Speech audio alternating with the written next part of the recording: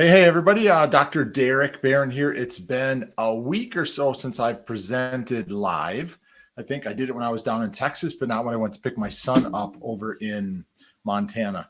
Had a great time in Texas for his lacrosse national tournament. Of course, we didn't get the outcome we wanted. And then my drive back home from Montana, Illinois was a great time to spend with my son. Got me to think about a lot of things, of course. But something I had a conversation with the doc when we stopped in Cody, Wyoming, and just to visit was really about 4 pillars to a successful practice. And this doc had been in practice for quite a while. He had great opportunities in his practice to do certain things, that we were talking about what are ways in which he could make his practice more successful. And as I sit here and look at this, I apologize because it looks as though there's a delay with my mouth moving and the presentation of it. It's probably the heat here in Illinois causing this. So I apologize. I hope it's going to be a good presentation for you. If anything, I'll have to do it again. So I'm going to dive into what I call the 4 pillars to a successful practice and kind of do my best to explain that. And hopefully you can implement some of these into your practice. So again, my name is Dr. Derek Barron. I am a chiropractor. My wife is Terry Barron. She's a physical therapist. We own and operate Practice Insider's Edge along with our Grow platform to help you grow and scale your practice. So if you're looking for ways to improve your practice, drop the word in pillars below and we can help with that. So again, frustrated with technology. Sorry for the little bit of fuzziness here with it, but we'll see if we can keep going. So let me share this to the stream. And it might be because I'm also sharing this. So we will see. All right. So I shrunk myself. You can't see the lips moving on and off as bad. So we'll see if this works out from it. So from a foundational standpoint on this image that we see, I think one of the most important things that a healthcare practitioner must have in order to find success is mindset.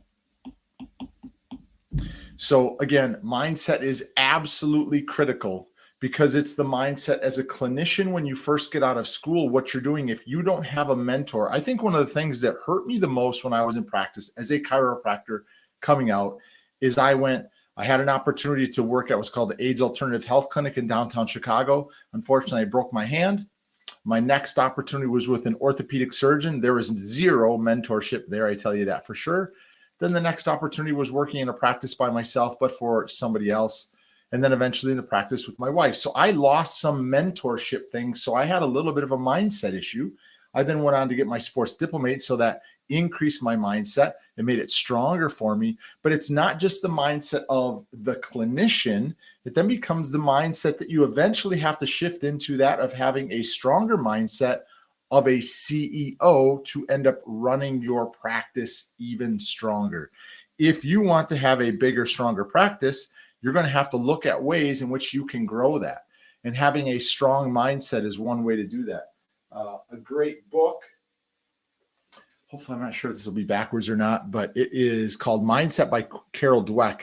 It talks about a fixed mindset versus a growth mindset. It's a great book to read into, but it's something that can help you because, again, you have to have a solid mindset as a clinician because you're going to have things that go wrong every day, especially when you first start out. And even if you're in practice for 10, 20, 30 years, you may have something that throws a wrench into how you do things. Your mindset has to be strong. And then it's the mindset as you work on further into your practice, and that is converting from the clinician to the CEO, a completely different skill set and mindset along the way. So the next thing that I think is extremely important for a practice to be successful is having a good marketing plan. So you have to have marketing insights in what you're doing. Many practitioners that I talk to that have been in practice for a very long time, they think that they're sitting in a really good position because they are 100% referral-based practice. And I'm sorry to tell you, that is not how you want to live your practice, especially if you ever want to sell your practice. Because the value of your practice, if it's 100% referral, is about 50% at maximum if that's how you run your practice. Because when you sell it, you're no longer there. So that referral base is going to run because you lose a high percentage of that unless the doctor coming in takes over for you, slow but sure, and you eventually wean them off into your side of the practice.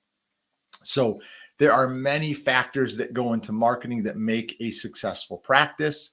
Of course, we talk about our program that we work with our clients a lot. And that is, there are pillars involved with that, but it's, the practice leverage method that is making sure you have a strong foundation from a Google positioning in maps. You want to have a strong foundation in reviews, more reviews than your competition. You want to have a website that's converting for you. If you don't do lead generation, you want to have that, and having a chat widget or a video chat widget on your site works fantastic. And then it comes into the social media marketing component of that. So you have to have a strong mindset when you're in practice. You have to have a strong marketing component to have a pillar set in there. The next one, which nobody really likes to talk about, but I'm telling you, every single one of you is in this every single day, and that's sales. You have to have a strong foundation in sales in your practice. If you don't have a strong foundation, you're going to lose patients, no matter how good of an adjuster as a chiropractor you are, or as a physical therapist putting up a care plan for your patient. If you're not good at selling them on the fact that here's where your health is now, and here's where we want your health to be in the future, if you can't sell them on the importance of that, it doesn't matter how good your mindset is. It doesn't matter, especially your marketing, because you're wasting marketing dollars. But if you don't have sales skills to close a patient, you're going to hurt.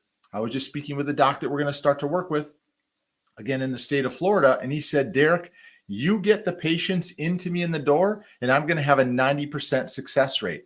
Now, that's a very confident actor that has the mindset. He has the sales skill set in there. He isn't doing any marketing, so we're going to fill that gap for him.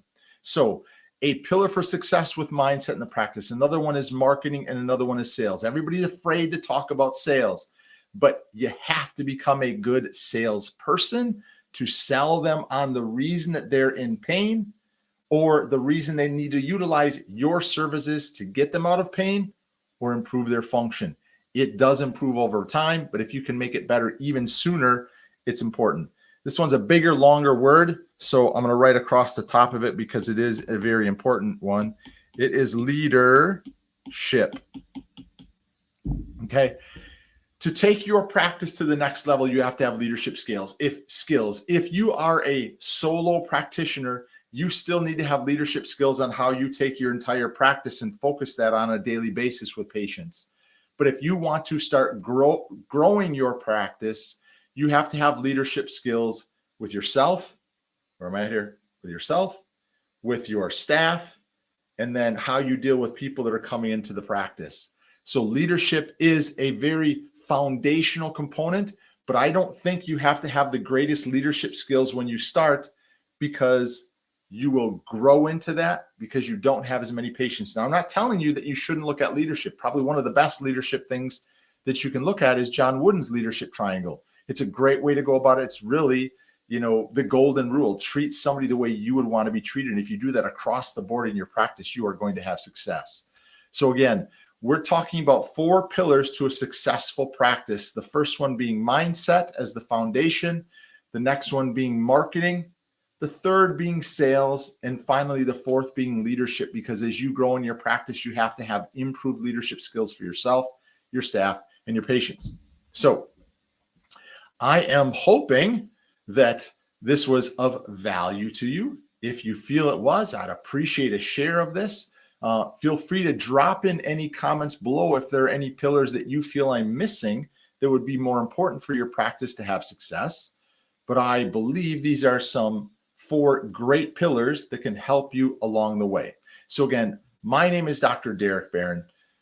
I own and operate Practice Insider's Edge. We utilize our Grow platform to take our practices and help them scale and grow into the future.